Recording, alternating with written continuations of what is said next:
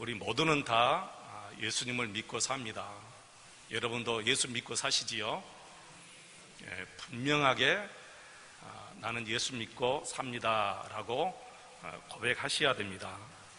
이런 분들은 천국에 들어갈 수 있지만 내가 믿는 것 같기도 하고 믿지 않는 것 같기도 하고 이런 분들은 천국에 갈 수가 없습니다. 나는 예수님을 믿습니다 라는 진실된 고백만이 우리를 천국에 갈 수가 있습니다. 자, 그렇다면 물어보겠습니다. 우리 모두가 다 예수님을 믿는데 예수님의 무엇을 믿고 살지요? 우리가 예수님을 믿는데 예수님의 무엇을 믿습니까? 우리가 두 가지를 믿어야 돼요.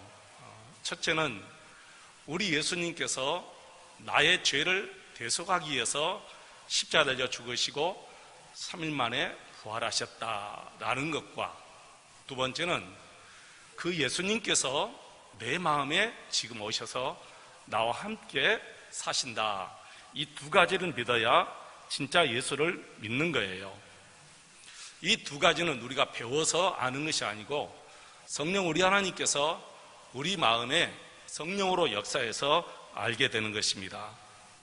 그러므로 예수님의 이름의 뜻이 자기 백성을 저희 죄에서 구원할 자, 그런 뜻이잖아요. 예수, 이 이름의 뜻이 자기 백성을 저희 죄에서 구원할 자. 그래서 우리 예수님을 구원주라고 부릅니다. 여러분, 그렇습니다. 우리 예수님은 저와 여러분의 죄를 대속하기 위해서 십자가에 달려 죽으시고 3일 만에 부활하신 줄로 믿습니다. 그렇지만 이것으로 끝난 게 아니지요. 한국교회가 여기서 끝나서 문제입니다. 정말 중요한 것을 우리가 놓치고 살아가고 있습니다. 예수님은 나의 죄를 대속하신 것만 아니라 내 안에 들어오셔서 나와 함께 하신다는 거예요. 이것을 우리가 놓치고 살아가래요. 믿음 생활에 있어서 이것보다 여러분 더 중요한 것이 없어요. 그런데 이런 중요한 사실을 우리가 놓치고 살고 살아가고 있다는 거예요. 그래서 한국교회 성도들의 믿음이 이상하다고 그러잖아요. 믿음과 생활이 전혀 다르다고 얘기합니다. 한국교회는 기도도 많이 하고 모임도 많이 가지고 교회 프로그램도 엄청나게 많은데 성도들의 생활은 전혀 믿음의 생활이 아니다, 그렇게 얘기합니다. 여러분, 예수의 이름, 또 다른 이름이 있죠. 임마누엘, 하나님이 나와 함께 하신다라는 뜻이지요. 여러분, 생각해 보세요. 왜 우리 하나님께서 예수 이름 말고 또 다른 이름 임마누엘을 예수의 이름으로 주셨는가? 그것은 우리 하나님께서 저와 여러분과 하여금 하나님이 나와 함께 하심을 믿는 그 마음을 주시기 위해서 예수의 이름을 임마누엘로 또다시 부르시게 하셨어요. 임마누엘과 오늘 본문에 나오는 보혜사 같은 의미예요. 나와 함께 하셔서 나를 도우시는 분. 여러분, 예수님이 지금 나와 함께 하심이 믿어지시나요? 믿어지셔야 돼요. 예수님이 정말 나와 함께 하신다라는 것이 믿어져야 됩니다. 저는 힘들고 어려운 분들 만나면 꼭 이렇게 말합니다. 지금 아무리 힘들고 어려워도 예수님이 당신과 함께 계심이 믿어지면 염려하지 말고 근심하지 말고 인내하면서 하나님의 은혜를 기다리십시오. 믿어지신다면 아무 의심하지 말고 염려하지 마시고 하나님 앞에서 겸손하게 하나님의 은혜를 기다리면 우리가 상상할 수 없는 하나님의 은혜가 우리에게 반드시 임하게 되어 있습니다. 이런 하나님의 은혜를 저와 여러분이 분명히 체험하게 됩니다. 우리 예수님, 지금 저와 여러분 안에 계시는 예수님은 무슨 허상도 아니고 우리가 붙잡지 못하는 무지개도 아니고 나와 함께 호흡하며 나와 함께 인격적인 교제를 나누시는 그런 예수님이셔요. 그분이 앞을 보지 못한 사람을 보게 하십니다. 그분이 평생 일어나지 못한 사람을 일어나게 하신 분이에요. 그분이 바로 보리떡 5개로 5,000명을 먹이고 남게 하시는 역사를 일으키신 분입니다. 그분이 바로 죽은 나사로를 살리신 분이고 그분이 바로 천지 만물을 창조하신 분입니다. 그분이 바로 임마누엘 하나님, 나와 함께 하시는 하나님이십니다. 할렐루야. 이게 믿어지는데 두려움과 염려에 우리가 갇혀 있을 필요가 뭐가 있습니까, 여러분? 모든 것이 다 끝나잖아요. 이게 믿어지면 모든 것이 다 끝나는 거예요. 혹시 아직도 예수님이 나와 함께 하시는지 나는 아직 모르겠다, 이런 분이 계십니까? 그렇다면 여러분 마음속에 평안이 있는지를 한번 확인해 보시기 바랍니다. 내 마음속에 평안이 있는지. 예수님께서 오늘 말씀을 통하여 우리와 함께 동행하시는 분명한 증거 하나를 말씀해 주십니다. 그것은 우리 마음이 평안하다는 거예요. 예수님이 우리 마음에 분명히 평안을 주셨다는 거예요. 우리가 예수님과 함께 살아가는 동안에 누리는 가장 큰 축복이 저는 평안이라고 생각합니다. 그것을 정확하게 우리가 알 수가 있습니다. 오늘 27절에 뭐라 했습니까? 평안을 너희에게 끼치노니 곧 나의 평안을 너희에게 주노라. 내가 너희에게 주는 것은 세상이 주는 것과 같이 아니하니라. 너희는 마음에 근심도 하지 말고 두려워하지도 말라. 예수님께서 부활하신 후에 제자들을 만나실 때마다 꼭 이 말씀을 하셨어요. 너희에게 평안이 있을지어다. 부활하신 예수님이 함께 하시는 가장 큰 증거가 우리 마음의 평안이라는 거예요. 평안은 다른 말로 하면 염려와 근심이 없는 상태를 말합니다. 내 마음의 평안은 내 마음의 염려와 근심이 없는 상태. 예수님께서 저와 여러분에게 분명히 평안을 주시겠다고 약속하셨습니다. 지금 여러분 마음을 점검해 보시기 바랍니다. 정말 평안하십니까? 아니면 아직도 두려움과 염려와 근심 속에 있습니까? 우리가 정말 조심해야 하는 것은 여러분 마음을 속이는, 정말 여러분을 속이는 그 두려움을 정말 조심해야 돼요. 예수님을 믿고 하나님 말씀대로 살 때 때때로 정말 힘든 큰 어려움이 올 때, 두려움이 올 때가 있습니다. 여러분 그때 속지 말아야 합니다. 예를 들어서 경제적인 어려움이나 어떤 인간적인 애로움이나 여러분이 해결 못하는 두려운 일이 닥칠 때 눈에 보이는 것이나 그리고 귀로 듣는 것 때문에 바로 판단하고 반응해서는 절대로 안 된다는 거예요. 마귀는 바로 우리 눈에 보이는 그대로 판단하고 내 귀에 듣는 그대로 판단하도록 마귀가 계속해서 우리에게 역사해요. 그러면은 급속히 두려움과 염려에 여러분이 갇히게 됩니다. 여러분 눈에 보이는 것이 다가 아닙니다. 여러분 귀에 들리는 것이 절대로 다가 아닙니다.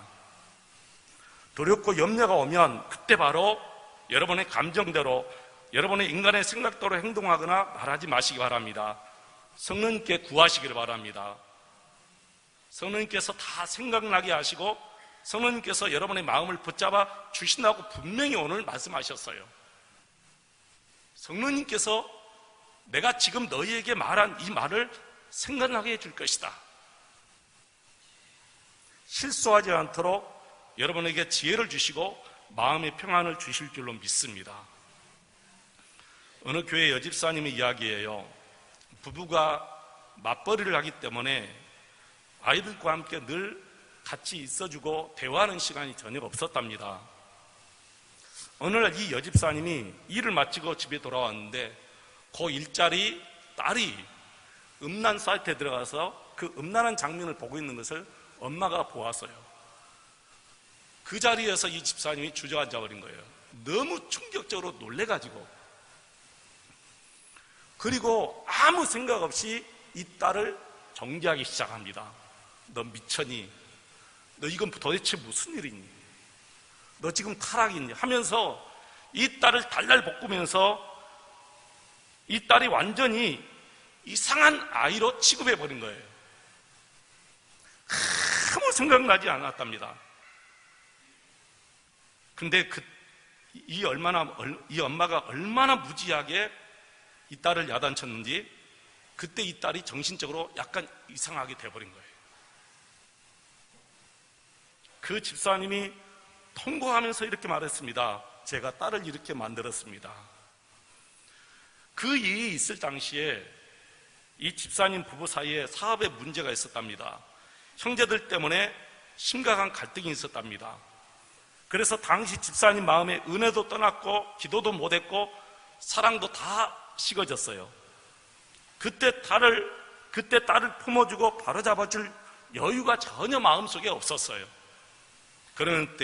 그래서 너까지 왜 그러냐며 딸을 정죄하고 절망하게 하고 몰아 세웠기 때문에 바로 그 딸이 그때 정신적으로 이상이 되어버린 거예요. 사랑하는 성도 여러분, 두려움과 근심이 여러분 마음에 있다면 예수님의 말씀으로 먼저 점검을 해야 돼요. 이 두려움과 근심은 절대로 우리 주님께서 주신 마음이 아닙니다. 디모데후서 1장 7절 말씀 보시면 하나님이 우리에게 주신 마음은 두려워하는 마음이 아니요 오직 능력과 사랑과 절제하는 마음이다 그랬어요. 예수님은 우리가 어떤 두려움과 근심 속에서도 능히 일어날 수 있는 능력을 주신다는 거예요. 그리고 사랑할 수 있는 마음까지 주시고 절제할 수 있는 마음까지 주신다고 분명히 하나님이 말씀하셨어요. 그러면 내 안에 두려움은 뭐냐? 내 안에 근심은 뭐냐? 바로 사탄이 내 안에 그걸 심어주는 거예요. 여러분이 명심하셔야 됩니다. 어떤 상황이 오더라도 하나님의 말씀, 주님께 귀를 기울여야지 여러분이 그때 주님께 귀를 기울이지 않고 여러분의 시선을 다른 것으로 돌리면 마귀가 바로 역사해서 두려움과 근심과 정죄로 가득 채워주십니다. 가득 채워버려요. 그러면 여러분 마음에서 여러분 속에서 어떤 말이 튀쳐나올지 몰라요. 이 집사님이 바로 그런 케이스예요. 그래서 어떤 상황에서도 주님께 귀를 기울여야 돼요. 두려움이 올수록 염려와 근심이 올수록 더 주님께 집중해야 되고 주의 말씀에 귀를 기울여야 돼요. 주님이 분명히 말씀하십니다. 하나님이 우리에게 주신 것은 두려움의 마음이 아니라 능력과 사랑과 절제하는 마음을 주신다는 거예요. 어떤 상황에서도 우리 하나님은 그것을 이길 수 있는 능력을 주실 줄 믿습니다. 그런 상황에서도 사랑할 수 있는 마음을 주시고 그런 상황에서도 말과 행동을 절제할 수 있는 마음을 성령님께서 주신다는 거예요. 그래서 예수님께서 십자가를 지시러 갈 때 제자들이 두려워했을 때 두려워하지 말라, 내가 너희에게 평안을 주노라, 그렇게 말씀하신 거예요. 29절에 뭐라 했습니까? 이제 일이 일어나기 전에, 여기서 일은 십자가죠. 십자가 사건을 그렇게 말해요. 이제 그 일이 일어나기 전에 너희에게 말한 것은 일이 일어날 때 너희로 믿게 하려 함이라. 하나님의 뜻을 깨닫고 나면 예수님께서 십자가에서 죽으시고 부활하시고 하나님께로 가는 것이 오히려 제자들에게는 기쁜 일이 나는 거예요. 28절에 뭐라 했습니까? 내가 갔다가 너희에게로 온다 하는 말을 너희가 들었나니 나를 사랑하였더라면 내가 아버지께로 감을 기뻐해 하으리라. 아버지는 나보다 크심이라. 성도 여러분, 상황이 어렵고 이해가 되지 않을수록 더욱 하나님의 말씀을 꼭 붙잡으시기를 축원합니다. 30절에 뭐라 했습니까? 이후에는 내가 너희와 함께 너희와 말을 많이 하지 아니하리니 이 세상의 임금이 오겠습니다. 그러나 그는 내게 관계할 것이 없으니. 이 세상의 임금은 마귀지요. 예수님께서 십자가를 지시는 것하고 마귀와는 전혀 상관이 없다는 거예요. 세상 임금이 오리라, 잠시 마귀가 승리한 것 같은 일이 벌어질 것이다, 그렇게 예수님이 지금 미리 예고하는 거예요. 여러분 생각해 보세요. 예수님께서 십자가에 달리실 때에 뺨을 맞으시고 채찍에 맞으시고 가시관을 머리에 씌우시고 옷을 벗기우고 조롱을 하고 십자가를 지고 죽으셨습니다. 어떻게 이런 일이 만왕의 왕이신 하나님께 이런 일이 벌어집니까, 여러분? 하나님이 어찌 그리 무능하십니까, 여러분? 정말 마귀가 승리했다고 춤추는 것 같지 않습니까? 그러나 그것은 하나님의 말씀을 모르기 때문에 그렇게 판단하는 거예요. 예수님은 스스로 당신의 몸을 저들에게 맡긴 것 뿐이지 진짜 마귀가 승리해서 마귀가 예수님을 이겨서 그렇게 된 것은 아니잖아요. 예수님이 십자가에 의해서 너무 무력하게 죽으신 것은 마귀가 능력이 크고 예수님이 능력이 없어서 그런 것이 아닙니다. 30절 말씀에 분명히 말씀하셨어요. 마귀와 아무 상관이 없는 일이라. 마귀와 아무 상관이 없는 일이라는 거예요. 예수님께서는 스스로 마귀에게 자기 자신을 내어준 것 뿐입니다. 예수님께서 아버지 하나님을 사랑하시고 순종하셨기 때문에 온 인류를 위해서 당신의 몸을 대속물로 내어주시는 순종을 하신 거예요. 31절에 뭐라 했습니까? 오직 내가 아버지를 사랑하는 것과 아버지께서 명하신 대로 행하는 것은 순종을 말합니다. 세상이 알게 하려 함이로라. 일어나라 여기를 떠나자 하시니라. 예수님께서는 십자가를 지시기 전에 이 말씀을 이미 제자들에게 분명히 말씀을 하십니다. 왜 미리 말씀하시지요? 그 십자가 사건이 일어날 때 걱정하지 말고 두려워하지 말라고 미리 말씀하신 거예요. 그러므로 여러분께도 어떤 순간이 와도 어떤 문제가 닥쳐오든지 먼저 두려워할 것이 아니다는 거죠. 이 말씀이 제자들에게만 해당되는 말씀이 전혀 아닙니다. 여러분 명심하셔야 돼요. 저 여러분에게 해당되는 말씀이에요. 지금 우리에게 주시는 말씀이에요.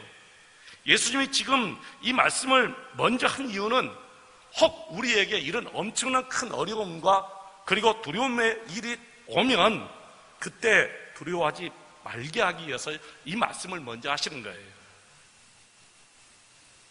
성령님께서는 분명히 저와 여러분에게 어떤 상황에서도 이겨낼 수 있는 능력을 주십니다.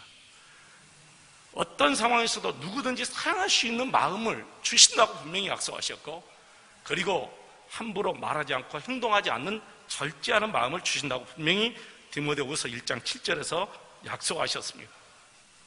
두려워하는 마음은 절대로 주님이 주시는 마음이 아니고 마귀가 주는 마음인 줄로 여러분 아시고요. 주님께 다 맡기고 마음의 평안을 찾으시기를 축원합니다. 주님께 기도하십시오. 주님, 이때 내 마음에 평안을 주십시오. 주님, 내 마음에 평안을 주십시오. 우리 하나님은 절대 이러한 경우에 두려움을 주지 않습니다. 염려를 주지 않습니다. 성령님, 내게 은혜를 부어주십시오. 이 상황을 이길 수 있는 능력을 주신다고 약속하셨으니 나에게 그런 능력을 주십시오. 모든 이들을 품을 수 있는 사랑의 마음을 주십시오.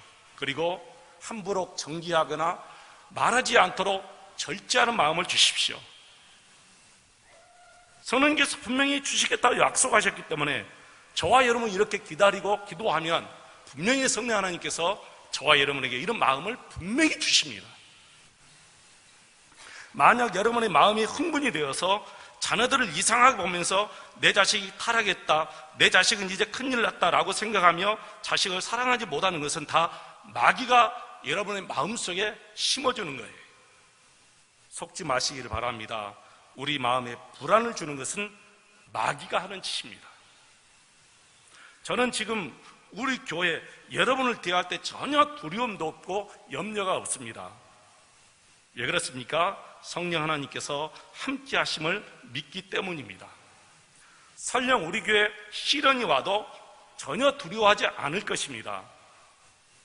두려워하는 것은 마귀가 주는 것이고, 아무리 큰 시련 속에서도 마음의 평안이 오는 것은 성령님이 주시는 것입니다. 이 사실을 명심하시기 바랍니다. 조금 전에 말씀드린 그 집사님을 잠깐 생각해 보겠습니다. 사랑하는 딸이 음란물을 보고 있을 때 엄마가 보았을 때는 정말 큰 실망일 것입니다. 믿었던 딸에게 완전히 배신감을 느낀 것이지요. 얼마나 상심이 크고 괴로웠겠습니까? 여러분도 부모이고 엄마에게 이해가 되시지 않겠습니까? 근데 여기서 그 집사님이 마귀의 속임수에 넘어간 거예요. 이때 차분히 기도했어야 됩니다. 하나님께 물었어야 됩니다. 하나님께 그런 경우에도 마음의 평안을 주신다고 분명히 약속했기 때문에. 그런데 왜 이 집사님이 그런 마음의 평안을 누리지 못하고 하나님께 기도하지 못했느냐? 분명히 말씀드렸죠. 부부간의 사업 문제 때문에 굉장히 큰 어려움이 있었고 형제간의 문제 때문에 갈등이 있었기 때문에 마음의 여유가 전혀 없었어요. 그때 그 사건이 터져버렸기 때문에 그 딸을 정죄하고 미친 사람 취급하고 이상한 아이 취급해서 결국엔 그 아이가 정신이 이상하게 돼버린 거예요. 엄마가 통곡한 거예요. 마음을 빼앗기고 산 거지요. 마귀에게 이미 그 집사님이 마음을 빼앗기고 산 거예요.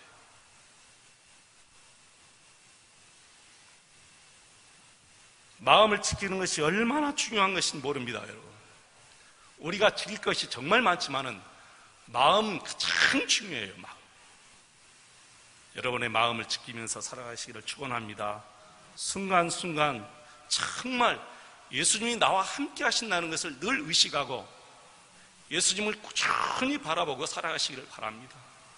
반드시 우리 예수님이 여러분 안에 역사하십니다. 여러분이 주님만 바라보고 산다면, 여러분께서 주님만 정말 바라보고 산다면 어떤 삶 속에서도 평안할 수가 있어요. 제가 주일날 말씀드렸죠. 양은 환경이 좋아서 풀에 누워서 평안하게 지는 것이 아니에요. 푸른 풀밭에 눕고 잔잔한 시냇가에서 있으니까 마음이 평안해서 누워있는 것이 아니라 옆에 목자가 있기 때문에 양이 그렇게 평안한 거지.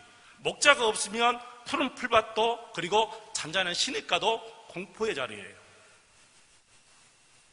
우리도 마찬가지예요. 바울 사도가 빌립보에서 그걸 고백했어요. 나는 예수님 때문에 내가 비천하게 되어도 행복하다는 거예요. 내가 정죄하게 되어도 행복하고 아주 비천한 자리에 있어도 행복하고 내가 풍부한 삶 속에서도 행복하고 내가 아주 가난한 삶 속에서도 행복하다. 왜 그러죠? 예수님이 나와 함께 계시기 때문에 그렇다는 거예요. 여러분 그러잖아요. 이것이 방금 양과 똑같은 이치예요. 여러분 생각해 보세요. 양이 정말 풍부한 풀밭에 있으니까 진짜 마음이 평안할까요? 잔잔한 시냇가에 있으니까 마음이 평안하고 눕겠습니까? 아니죠. 옆에 목자가 없으면 그것은 공포의 자리예요. 우리도 마찬가지입니다. 내가 아무리 존귀하게 되고 내가 아무리 풍부함 속에 있다 할지라도 예수님이 없으면 나는 늘 두렵고 염려와 근심과 공포 속에 살 수밖에 없어요. 그러나 아무리 가난한 중에 있다 할지라도 내가 아무리 비천한 자리에 있어도 예수님, 목자 되신 예수님만 내 안에 계시면 평안이 오는 거예요. 기쁨이 오는 거예요. 그래서 바울 사도가 그렇게 고백합니다. 내가 일체 비결을 배웠노라. 누구 안에서 이런 일체 비결을 배울 수가 있겠습니까? 오직 나의 목자이신, 선한 목자이신 우리 예수님 안에서 모든 삶, 일체 비결을 배우는 삶을 살게 되는 줄로 믿습니다. 여러분 마귀에 속지 마시기 바랍니다. 마귀는 두려움을 주지만 성령님은 내 마음에 평안을 주십니다. 어떠한 환경에서도 어떤 일이 여러분에게 정말 닥쳐도 평안을 찾으시기를 바랍니다. 두려움이 올수록 여러분 냉정하게 주님 앞에 기도하셔야 돼요. 주님 이럴 때 내 마음에 평안을 주십시오. 두려워하지 않겠습니다. 내가 근심하지 않겠습니다. 정말 주님만 바라보겠습니다.